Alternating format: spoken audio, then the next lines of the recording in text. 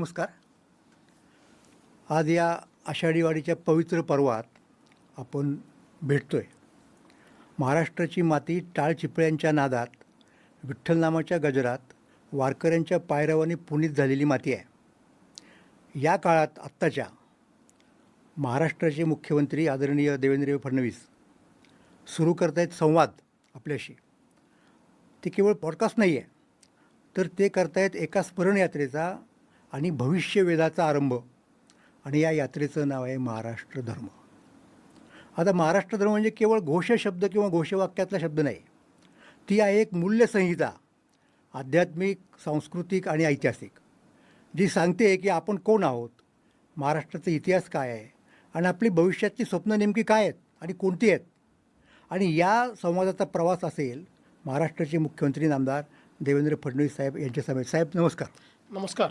आणि जे केवळ महाराष्ट्राचा कारभार चालवत नाहीत, तर इथल्या कडेकपारीतला श्वास, त्यातला इतिहासाचा ध्यास बाळगून भविष्याचा वेध घेत आहेत. देवेंद्रजी, पहिल्यांदा वारीच्या पवित्र पर्वावरती ही मालिका सुरू केल्याबद्दल आपलं मनपूर्वक अभिनंदन, आपल्याला धन्यवाद.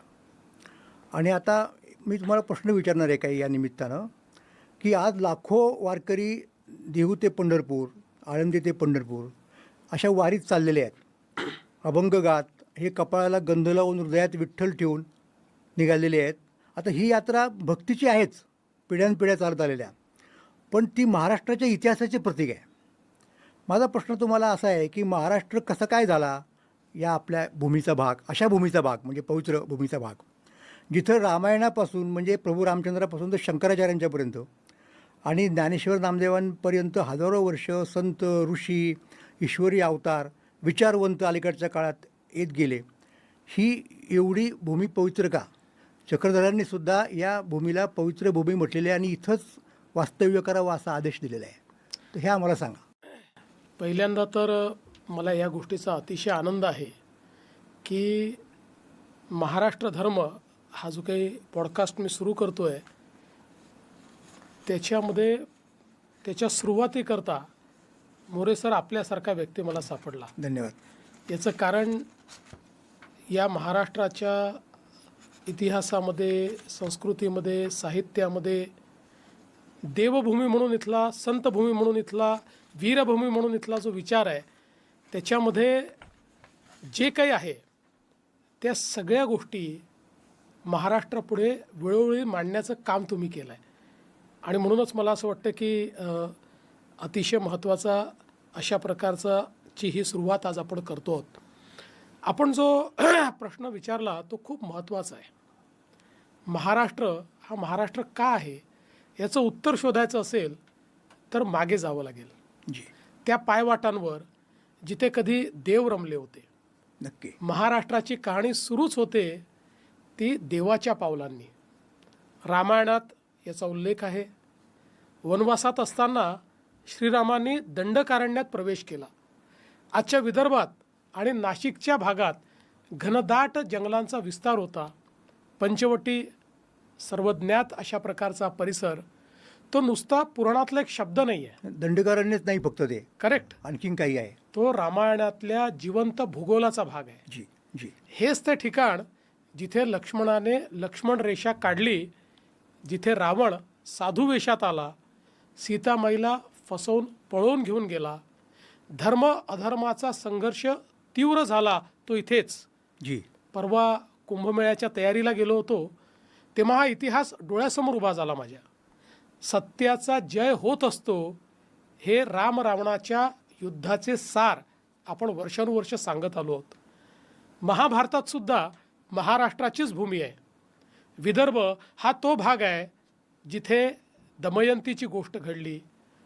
कोकणातील गुहांमध्ये अर्जुन ध्यानात बसला असं लोककथांमध्ये सांगितलं जातं. त्याला दिव्यास्त्र प्राप्त करायची होती.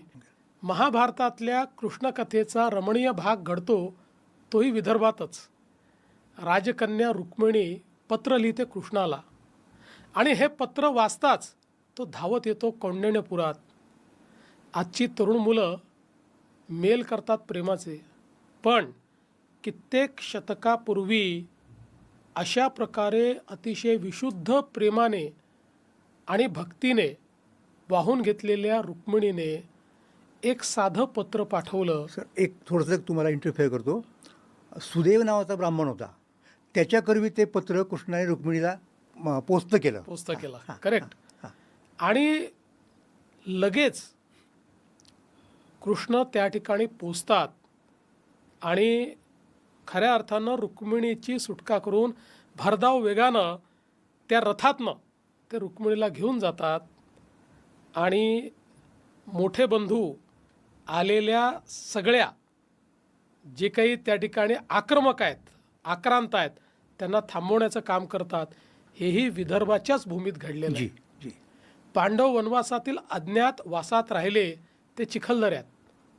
जुलमी राजवट किचकाची ती उधळून लावली निर्धन पांडवांनी. असत्यावर सत्याने मिळवलेल्या विजयाची एक रोमहर्षक कहाणी आहे. म्हणजे महाराष्ट्राची ही भूमी पुराणांमध्येही आहे. अतिशय पवित्र अशा प्रकारचं स्मरण याचं सातत्याने होतं. जी सर, मी फक्त थोडी पुस्ती जोडतो. ती पुस्ती अशी आहे की संस्कृत साहित्यशास्त्रामध्ये सर्वात श्रेष्ठ शैली ज्याला म्हणतो आपण, रीती, ती वैदर्भीय रीती मानली गेली आहे. म्हणजे साहित्याला सुद्धा विदर्भाचं म्हणजे महाराष्ट्राचं फार मोठं योगदान आहे. खरं आहे. भगवान बुद्धही महाराष्ट्राच्या भूमीत विजयातून नाही तर शांततेतून पोचले. ते स्वतः इथे कधी आले नाहीत, पण त्यांचे शब्द आले आणि लोकांनी त्यांना ऐकलं. अजिंठ्याच्या शांत डोंगर रांगांमध्ये भिक्षूंनी त्यांच्या कथा दगडात कोरल्या. जी. एका राजकुमाराच्या कथा ज्याने शांतीसाठी सर्व काही सोडलं आणि जगाला दुःखातून मुक्त होण्याचा मार्ग दाखवला. महाराष्ट्राने भगवान गौतम बुद्धांचे शब्द फक्त ऐकले नाहीत, त्यांना जपलं गुफांमध्ये, स्मृतींमध्ये आणि आत्म्यातही. आजही जेव्हा तुम्ही त्या प्राचीन भिंतीसमोर उभे राहता तेव्हा असं वाटतं जणू भगवान गौतम बुद्ध अजूनही हलकेच बोलत आहेत. वा. महाराष्ट्रातल्या दैवी ऊर्जेमुळे इथे सत्याचा, विश्वाचा शोध घेणारे साधक, संत, विचारवंत आले आणि रमले. शंकराचार्य अवघ्या 8व्या वर्षी घर सोडून भारतभर फिरले.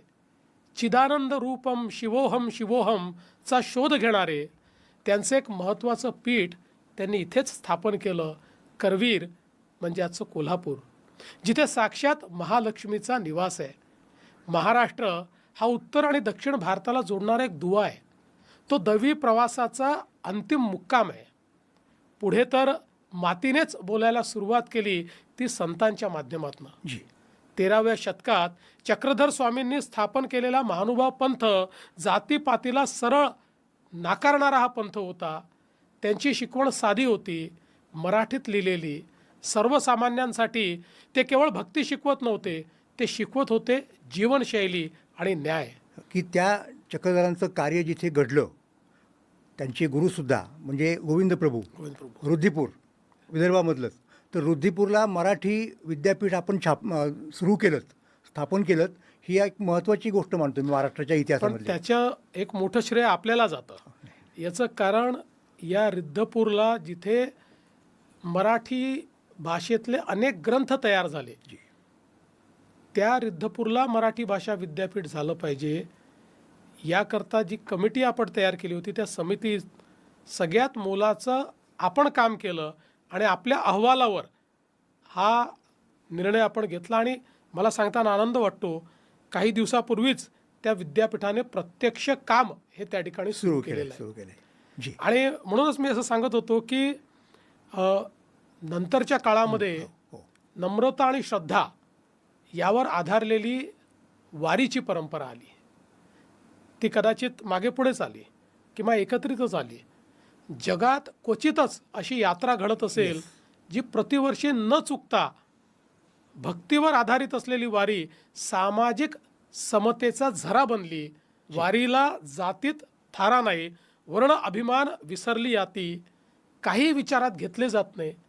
एकमेका भेटतात, गुलाल बुक्का लावलेले यात्रिक सर्वजण एकत्र, एकच गजर, पावले पडतात एकत्र, भक्ती आणि विठ्ठल. संत ज्ञानेश्वरांनी दिली ज्ञानेश्वरी. जी. गीतेचं मराठीत भाष्य अवघ्या किशोर वयात लिहिलं. पसायदान ही जागतिक संस्कृतीतील सर्वोत्तम प्रार्थना. त्यांचे थोरले बंधू निवृत्तीनाथ, नाथ परंपरेचे पाईक, मुक्ताबाई या जगावेगळ्या भावांची बहीण, जिच्या ओव्या समाजाला प्रश्न विचारायची ताकद देत.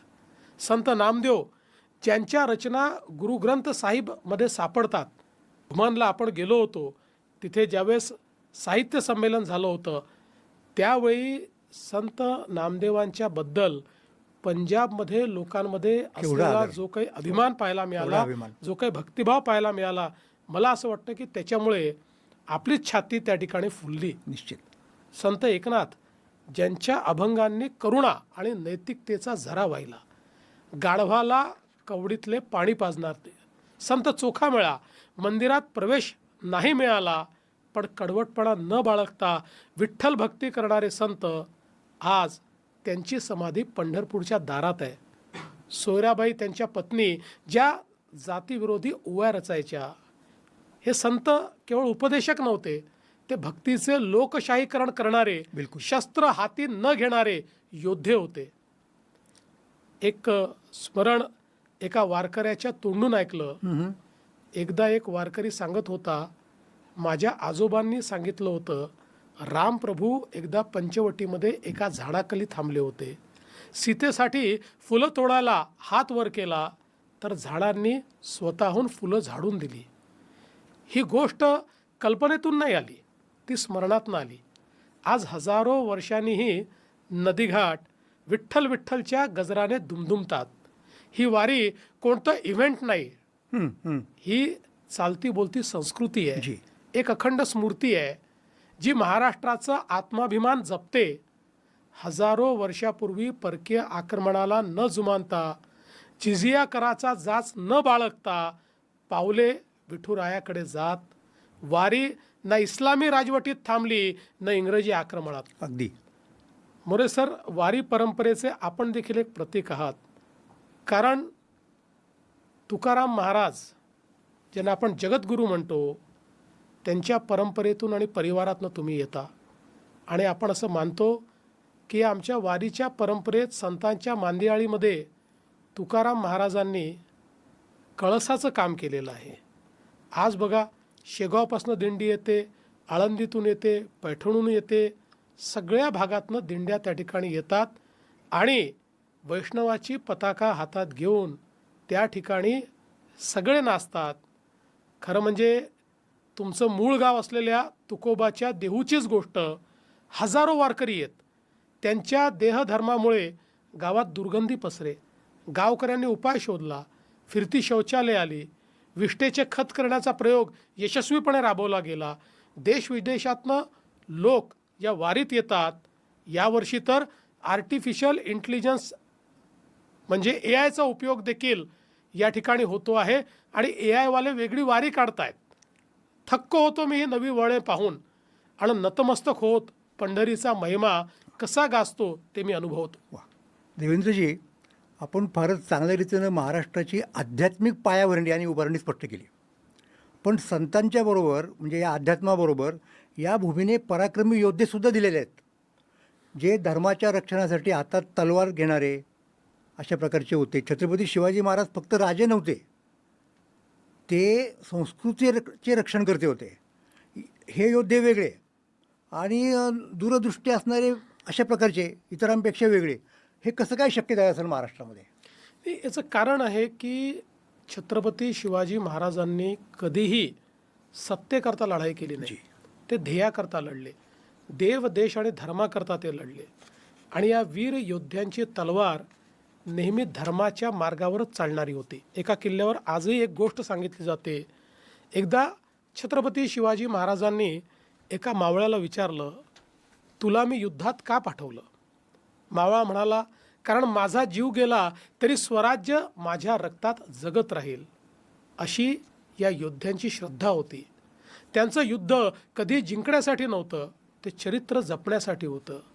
छत्रपती शिवाजी महाराजांचं स्वराज्य राजवाड्यातील जडजवारीतून नव्हे तर आईच्या गोष्टीतून साकारलं. जिजाऊंच्या स्वप्नांनी त्यांचं मन घडवलं. कल्पना करून बघू, पराक्रमी वडील स्वातंत्र्याकरता लढण्याची मनीषा मनात बाळगत असताना परकीयांच्या चाकरीत, पण स्वाभिमानी आई एका गडावर मुलाला जन्म देते आहे, स्वराज्याचा स्फुल्लिंग चेतवते आहे. त्यांचा राज्यकारभार नैतिकतेवर आधारलेला होता. बिलकुल. सर्व धर्मांबद्दल आदर, मंदिर मशीद तोडण्यास बंदी, स्त्रियांचा सन्मान, हे सगळं त्या काळाच्या पुढे होतं. जगात असा राजा हा कुठे झालेलाच नाही. आणि मग आले संभाजी महाराज, कवी, योद्धा आणि विद्वान. औरंगजेबाने त्यांना कैद केलं तेव्हा त्यांना एका सैनिकाने सांगितलं, राजा, डोक्यावर पाणी शिंपडा, धर्म बदला, मोकळे व्हाल. संभाजीराजांनी त्यांना उत्तर दिलं, डोकं फोडलं तरी चालेल पण धर्म बदलणार नाही. तो पराभव नव्हता, ती होती विरोधाची गर्जना.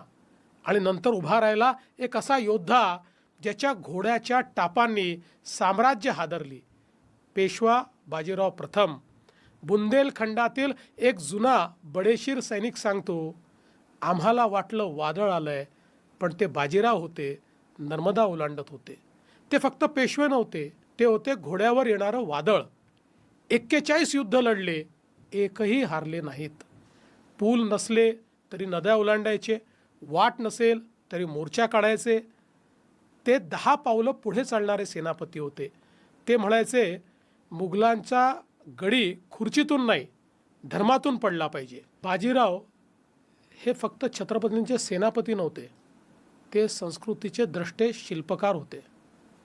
त्यानंतर आला एक योद्धा जो राखेतून मराठा साम्राज्य पुन्हा उभा करतो, महादजी शिंदे. उज्जैनमधला एक जुना कारकून सांगत असे, पानिपतवर सगळं संपल्यासारखं वाटत होतं, पण महादजी आले तेव्हा ते जिंकण्यासाठी नव्हे, जखमा भरून काढायला आले होते. त्यांनी दिल्ली पुन्हा मराठ्यांच्या हातात दिली. शिंदे, होळकर, भोसले या मराठी माणसांनी संपूर्ण भारताचा कारभार आपल्या हातामध्ये घेतला. ब्रिटिश अफगाणांशी मुत्सद्दीपणे त्यांनी वाटाघाटी केल्या. मराठा अस्मिता जपली. राजकारणामध्ये मुत्सद्देगिरी होती आणि त्याचं अधिष्ठान किंवा पाया होता संस्कृतीचा अभिमान. त्यांच्यामुळेच मराठा तलवार पुन्हा यमुनेपर्यंत पोचली आणि भारताच्या केंद्रस्थानी मराठा साम्राज्य परत बसलं. आणि आपण विसरू नये, इथल्या धैर्यशाली स्त्रियांनाही. ताराबाई, राजाराम महाराजांच्या पत्नी, जेव्हा साम्राज्य संकटात होतं त्या तलवार घेऊन उभ्या राहिल्या. औरंगजेबाला वर्षानुवर्ष थोपवून धरलं. संताजी धनाजींच्या काळात इथे गवताच्या पात्यांनाही भाले फुटले. उमाबाई दाभाडे, पहिल्या महिला सेनापती, त्यांनी सैन्य चालवलं, रणनीती आखली. त्या काळात जेव्हा स्त्रियांना बोलण्याचीही संधी नसायची.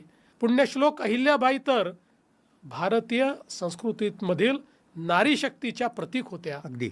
महाराष्ट्राने फक्त योद्धे निर्माण केले नाहीत, त्यांनी घडवले धर्माचे रक्षक, राष्ट्राच्या संकल्पनेचे उद्गाते आणि नव्या भारताचे शिल्पकार.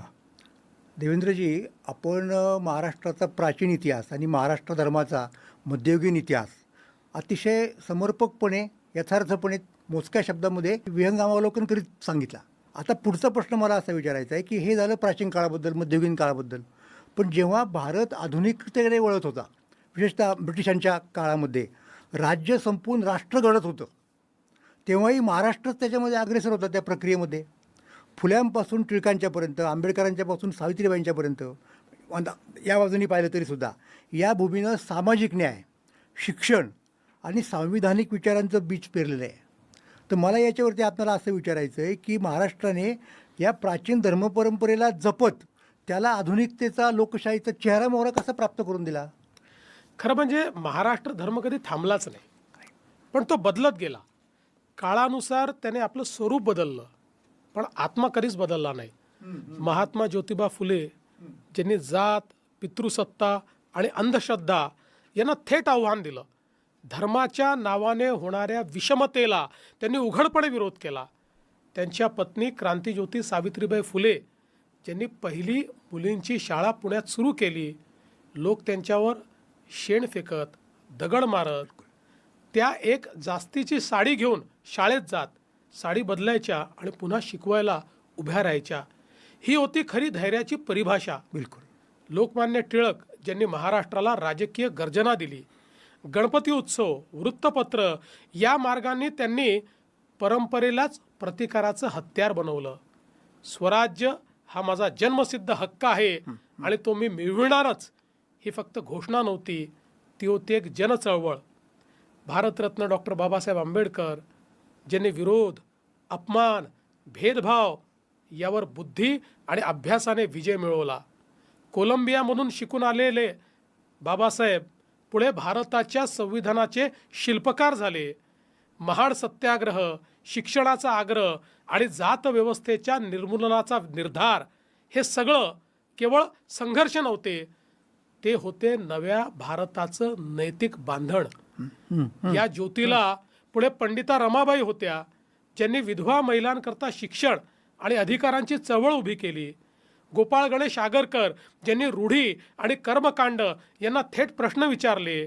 गाडगे बाबा जे प्रचार करण्याआधी गावातले रस्ते झाडायचे, त्यांनी सामाजिक स्वच्छता आणि अंतःकरणातील शुद्धतेचं सुंदर नातं बांधलं.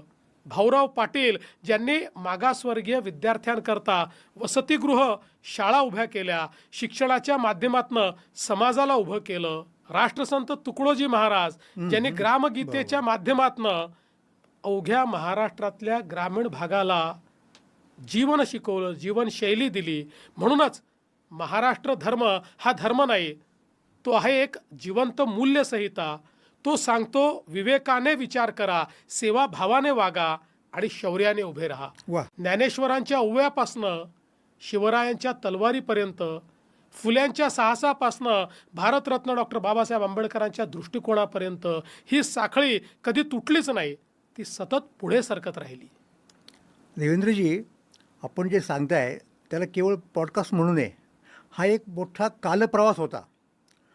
तर त्याच्यामध्ये आपण देवांच्या बरोबर चाललो, संतांच्या पायापाशी बसलो, योद्ध्यांबरोबर धावलो आणि सुधारणांच्या ज्योतींशी संवाद साधला. तर आज आपण पुन्हा एकदा महाराष्ट्राचं केवळ भूतकाळच नव्हे तर आत्मतत्व उलगडलेलं आहे. हा महाराष्ट्र धर्म कुठल्या एका ग्रंथात किंवा मंदिरात किंवा किल्ल्यात नाही, तो या भूमीच्या प्रत्येक लेकराच्या रक्तात धडपडतो आणि काहीतरी भविष्य घडवायचं आहे असं सांगत असतो, असं मला वाटतं. धन्यवाद मोरे सर. आपलेही आणि या पवित्र यात्रेत सहभागी झालेल्या प्रत्येक श्रोत्याचेही मी मनापासून आभार मानतो. महाराष्ट्राचा इतिहास हा केवळ गौरवशाली नाही, तो एक जबाबदारी देखील आहे. आपण ज्ञानेश्वरांचे, शिवरायांचे, सावित्रीबाईंचे आणि बाबासाहेबांचे थेट वंशज नसलो तरी विचारांच्या वारशाचे वाहक आहोत. निश्चित. ज्यांनी आपल्या ज्ञानाने, त्यागाने आणि धैर्याने हे राज्य घडवलं, त्याला जपणं, वाढवणं आणि पुढे नेणं हे आपलं कर्तव्य आहे. महाराष्ट्र धर्म म्हणजे स्मरणरंजन नाही, तो आहे आपला नैतिक मार्गदर्शक. आपण कोण आहोत हे समजून घेऊन आपल्याला काय घडवायचं आहे ते ठरवणं, हाच महाराष्ट्र धर्म आहे. देवेंद्रजी, आपण अतिशय थोड्या वेळामध्ये महाराष्ट्र धर्म हा जो महाराष्ट्राचा आध्यात्मिक सांस्कृतिक पाया आहे त्याच्यावरती अतिशय चांगल्या प्रकारे प्रकाश टाकला. मी त्यासाठी तुम्हाला धन्यवाद देतो आणि आपण याच महाराष्ट्र धर्माच्या अनुषंगाने महाराष्ट्राची पुढची वाटचाल करूयात असं सगळ्या श्रोत्यांना सांगतो. धन्यवाद. खरं म्हणजे हा भाग केवळ प्रारंभ आहे. आगामी भागांमध्ये आपण अधिक खोलात जाऊ, निश्चित. अज्ञात कथा उलगडू, विस्मरणातली स्मरणे जागवू आणि त्या गावांमध्ये, किल्ल्यांमध्ये पोहोचू जिथे भारताचा इतिहासच नव्हे तर भविष्य देखील लिहिलं गेलं आहे. चला तर अभिमानाने, एकतेने आणि ध्येयाने एकत्र चालूया. जय हिंद, जय महाराष्ट्र.